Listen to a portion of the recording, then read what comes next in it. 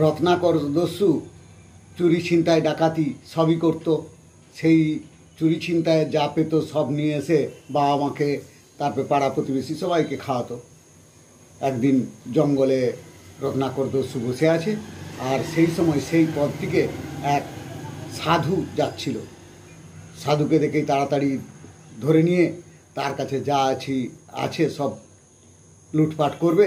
সেই সময় সাধু বলছে, দাঁড়াও, তুমি লুটপাট করবে, আমার কয়েকটা কথা শোনো। বলছে, কী কথা? বলছে, তুমি যে এই চুরি ছিনতাই করে যা নিয়ে যাচ্ছ সবই সবাইকে খাওয়াচ্ছ, তারা তোমার এই পাপের ভাগিদার নিবে তো, ভাগিদার হবে তো? বলছে, হ্যাঁ হবে, কেন হবে না, তাদেরকে খাওয়াচ্ছি। বলছে, না, তারা কেউ হবে না।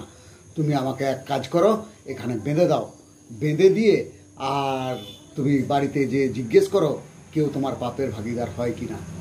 রত্নাকর দস্যু তাকে বেঁধে দিয়ে বাড়ি এসে সবাইকে জিজ্ঞেস করছে। সবাই বলছে, না, বাবা মা বা পাড়া প্রতিবেশী কেউ বলেনি যে আমি ভাগ নেব। তখন আবার রত্নাকর দস্যু গেছে, যাওয়ার পরে তাকে জিজ্ঞেস করছে যে আমার ভাগ তো কেউ নেবে না, পাপের ভাগ, তাহলে কি হবে?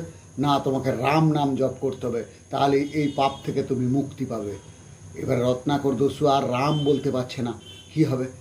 তখন সাধু বলছে, তুমি মরা মরা বলো, দুবার তিনবার মরা বললে রাম হবে। তো এইভাবে রাম নাম জপ করো, দেখবে তুমি এই পাপের থেকে মুক্তি পাবে। সেই রাম নাম জপ করতে করতে সে বাল্মীকি মুনি হতে পেরেছিল। আমাদের জগৎ সংসারে আমরা অজান্তে অনেক ভুল করে ফেলি, পাপ করে ফেলি। সেই পাপকে খণ্ডন করতে গেলে আমাদেরকে কিছু পুণ্যার্জন করতে হয়। তো